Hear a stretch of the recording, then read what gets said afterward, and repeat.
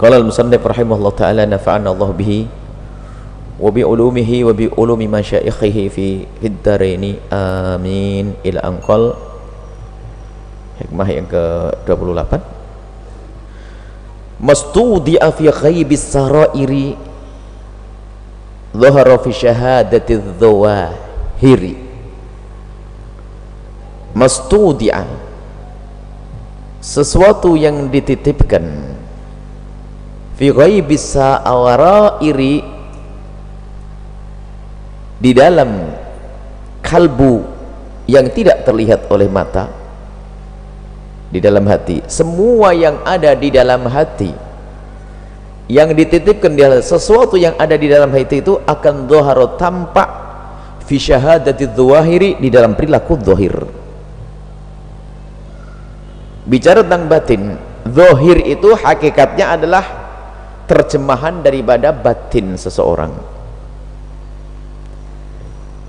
Artinya kalau batin seseorang itu baik, hatinya bersih, mau tidak mau akan memancar kepada seluruh anggota tubuhnya sesuatu yang baik. Tapi kalau hati itu kotor, mau tidak mau akan memancar kepada mata, telinga, tangan, anggota tubuh sesuatu yang tidak baik. Maka yang sangat perlu untuk kita perhatikan adalah bagaimana kita membenahi sarair, urusan batin hati. Mau tidak mau, hatinya orang yang beriman kepada Allah dengan sesungguhnya, cinta kepada Nabi secara sesungguhnya, iman kepada hari akhir secara sesungguhnya, takut kepada neraka secara sesungguhnya, kemudian dia mengerti tentang perilaku-perilaku mulia dan diyakini oleh hatinya, dirasakan oleh hatinya, akan muncul pandangan yang halal. Mustahil dia melihat yang haram, karena tahu setiap melihat yang haram akan menghantarkan kepada neraka.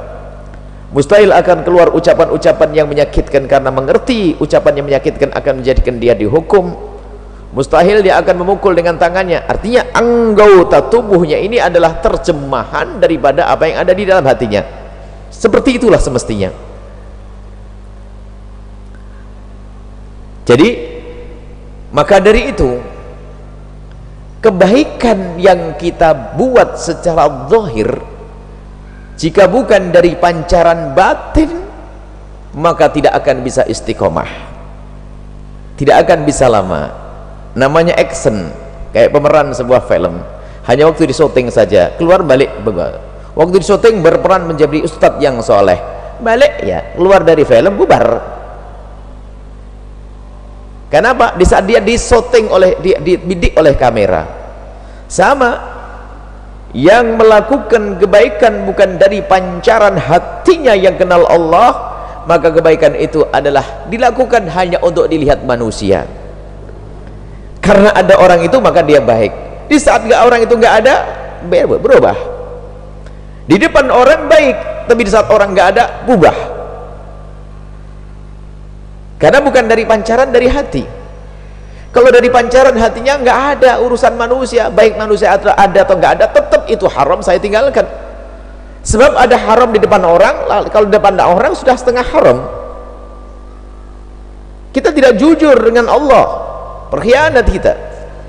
Di depan manusia menjaga perilakunya seolah-olah masya Allah ahli surga yang berjalan di atas bumi, nggak mau ini, nggak mau itu, ini di depan manusia biar dilihat bahwasanya dia adalah orang yang baik. Lihat, ini pancaran zahir, tapi bukan dari batin yang sesungguhnya. Maka itu adalah hanya sepintas saja. Lihat,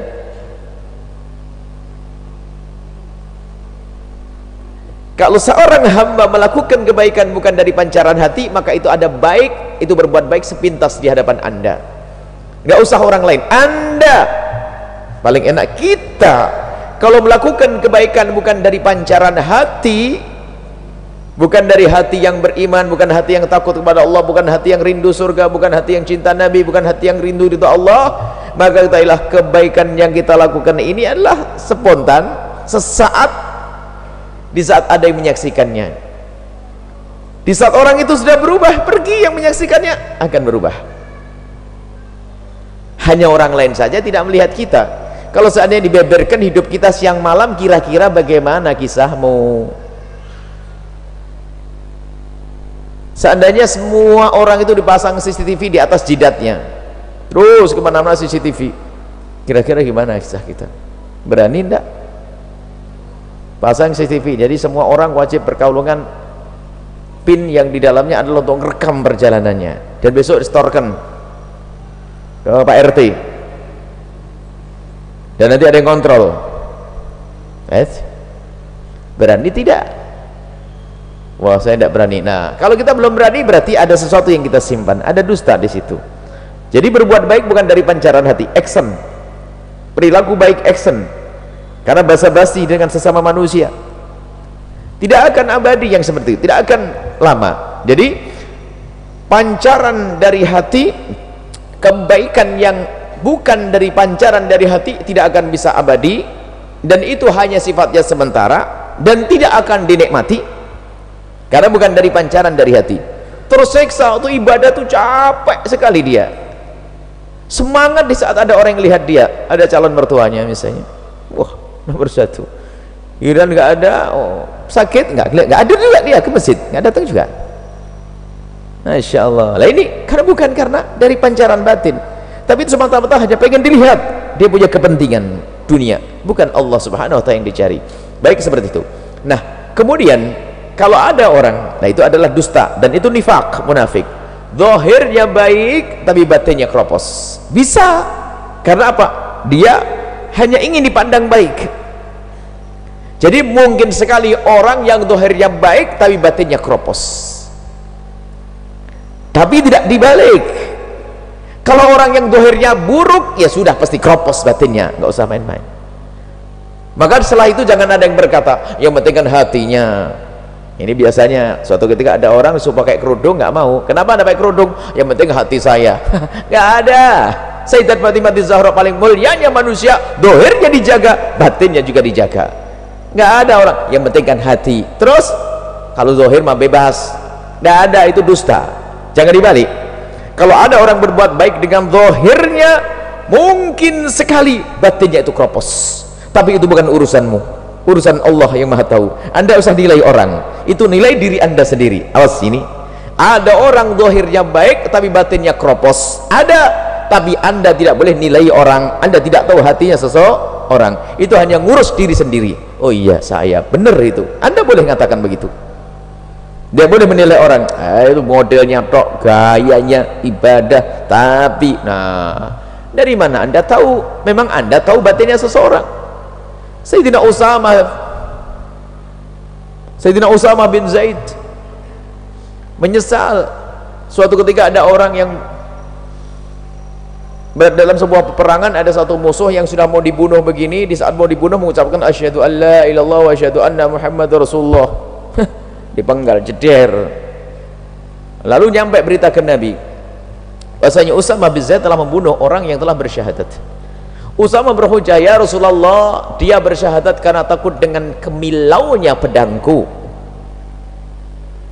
Menjawab begitu, apakah padahal yang namanya Usama bin Zaid sangat dicintai oleh Nabi, dan ayahandanya Zaid yang sangat dicintai oleh Nabi, anaknya dicintai, Usama sangat dicintai oleh Nabi, panglima perang, umurnya masih 16 tahun, hebat dia.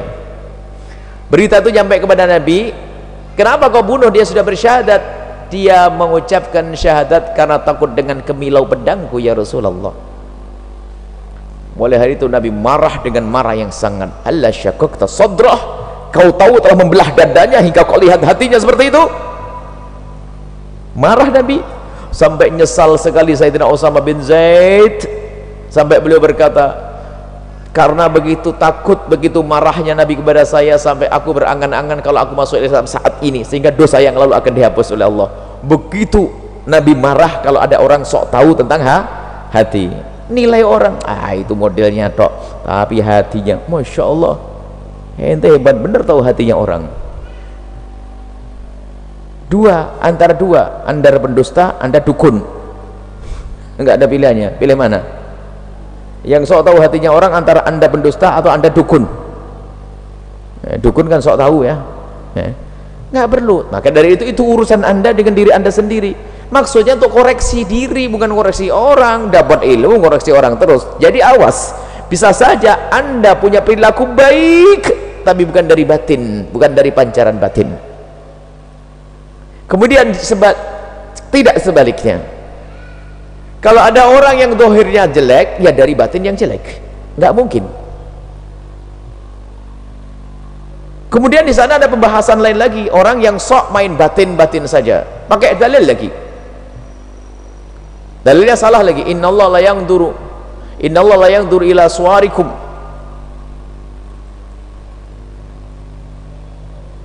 wala ila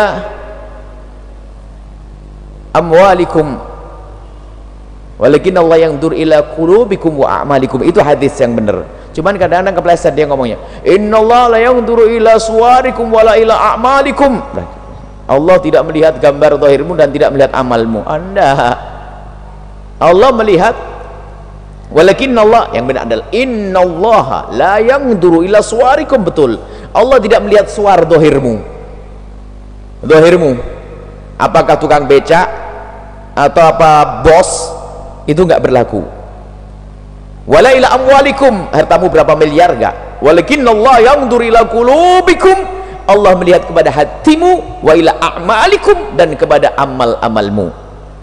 Mungkin dia adalah seorang tukang becak, tapi amalnya setiap satu ayunan becaknya astaghfirullah, la ilaha illallah. Wah, surga pangkat tinggi dia. Nah ini tidak boleh orang sok berbatin-batin saja. Nanti ada orang yang penting, nanti ada masalah ini berkembang lagi dalam dunia tasawuf, dirusak oleh pemalas-pemalas dalam bertasawuf, yaitu mereka yang sok berhakikat tapi tidak mau syariat. Nah ini sama masuk sini. Ya, yang penting kan hakikat. Kalau sudah sampai hakikat, syariat nggak penting. Nggak bisa. Hakikat dengan syariat adalah dua yang tidak bisa dipisahkan. Di antara keduanya ada namanya thariqah mujahadah untuk sampai hakikat. Ada syariat, ada hakikat. Dalam menerapkan syariat secara sesungguhnya namanya mujahadah atau thariqah di sini untuk sampai kepada hakikat. Nggak bisa dipisah. Jadi kalau Anda sudah masuk wilayah syariat, serius, khusyuk, benar, baru nanti Anda sampai kepada hakikat. Tapi kalau ada orang mengatakan saya sudah sampai hakikat, kok tidak sholat? Oh, saya sudah hakikat kok, yang penting saya nyambung, saya dekat dengan Allah. Bukan dekat kamu itu, terkutuk. Nggak ada mengaku dekat kepada Allah tapi tidak sholat. Memang Nabi itu jelek. Nabi itu adalah paling dekat dengan Allah. Lihat sholatnya paling rajin. Nggak pernah cerita Nabi ninggalkan sholat duhur sekalipun, wala sholat sunnah, nggak pernah. Bahkan ditemukan Nabi itu kalau sholat sampai tawarramat qadamah, sampai membengkak kakinya. Ini udah orang akhir zaman ngaku wali, nggak sholat duhur karena sudah sampai hakikat. Disuruh sholat nggak mau, saya sudah sholat. Dan Jumatan saya sholat di Mekah. Mekah 4 jam lagi Jumatannya, itu ngaco. Ini ada orang aneh-aneh, wali konyol, merusak umat. Nggak ada seperti itu. Nah ini sebab apa? Batin antara ini berbicara, Imam atau Al-Sandari bicara tentang batin. Batinmu akan memancarkan dohir yang hebat. Kalau semakin engkau batinmu dekat kepada Allah, kenal Allah, lihat akan terbawa anggota tubuhmu untuk menjadi seperti Sayyidina Utsman bin Affan, membaca Al-Quran dalam semalam 3 kali khatam, sholatnya ratusan rakaat,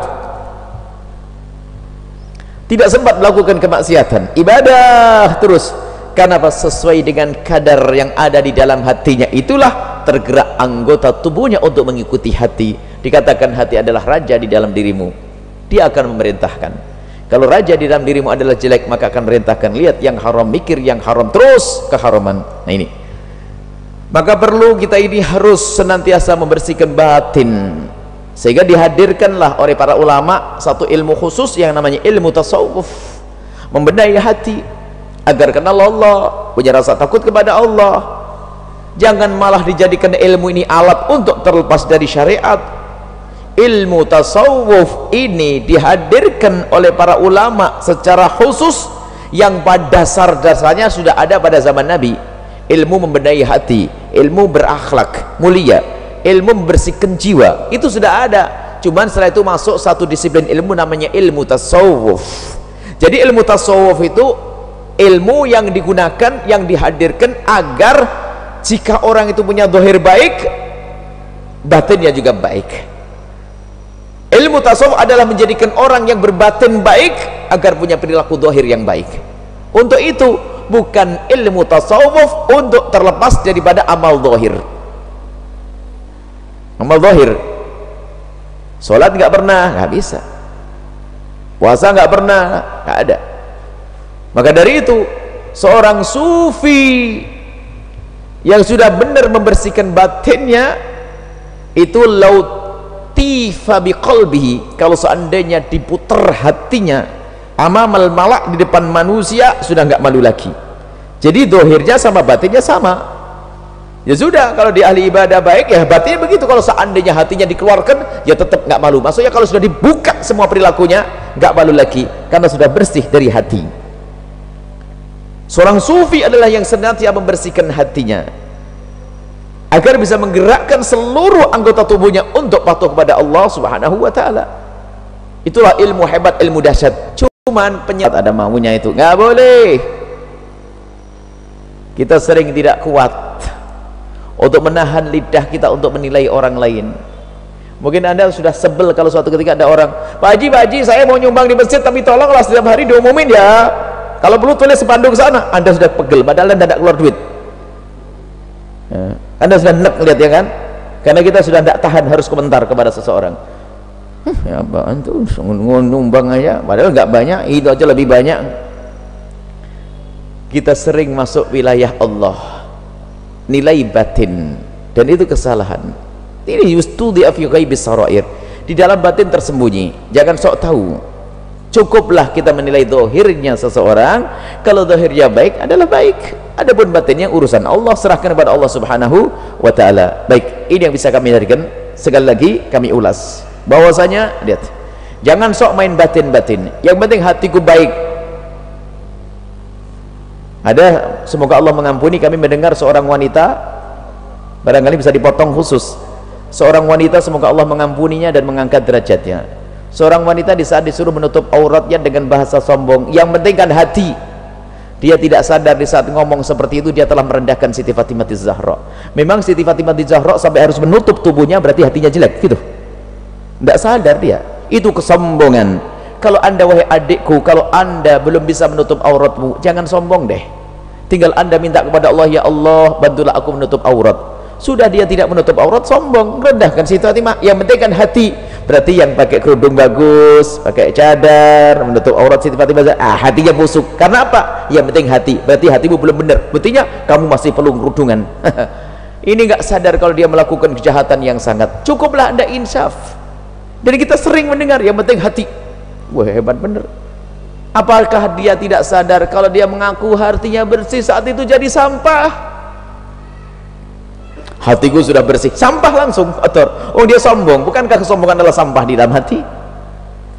Merendahkan orang lain, sampah di dalam hati, nggak sadar.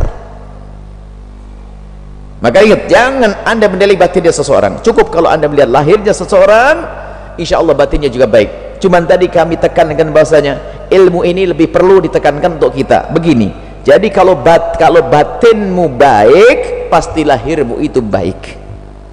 Maka kalau lahirmu itu baik, kalau tidak dari batin, engkau pun bisa menilai. Kenapa? Iya ya, saya di depan orang baik, malu, tapi kok dekat Allah nggak malu. Di depan orang saya tidak mau kelihatan nonton apa, tapi di saat sendiri di kamar saya kunci, kok saya nonton segalanya. Lah, ada apa ini? Memang Allah tidak lihat kita. Kadang saya sering guyon, tapi ya kadang-kadang beneran juga. Ada sebagian ibu-ibu yang semoga menjadi ibu yang solehah. Itu kalau saya datang itu langsung pakai baju lengkap. Ada Buya datang. Jadi dia lebih takut kepada saya daripada kepada Allah. Ini kan problem. Ini guyonan tapi beneran juga kadang ini. Iya, nggak boleh begitu. Takut kepada Allah tentunya. Buya, Haji, memang saya ngapain? Saya tidak punya malaikat untuk menghukum Anda kok. Allah yang punya malaikat itu. Jadi ini perlu kejujuran. Kita dimanapun harus merasa dilihat oleh Allah. Itulah makom tinggi seorang hamba, itu makom ihsan, anta'budallaha ka'annaka tarah fa illam takun tarahu fa innahu yarak. Merasa kita dilihat oleh Allah Subhanahu wa ta'ala. Nah itu kalau sudah merasa dilihat Allah, makom batin yang sadar. Ini yang dibahas. Batinmu sudah kenal Allah, mau tidak mau lahirmu akan terbawa untuk bisa menerjemahkan batinmu, karena nggak bisa dipisahkan. Anggota tubuh zahirmu mau tidak mau akan patuh dengan batin. Semoga Allah menjadikan batin kita bersih, semoga Allah menjadikan zahir kita baik, semoga Allah menjadikan perilaku kita baik dan menjadikan batin kita lebih bagus daripada zahir kita. Wallahu a'lam bissawab.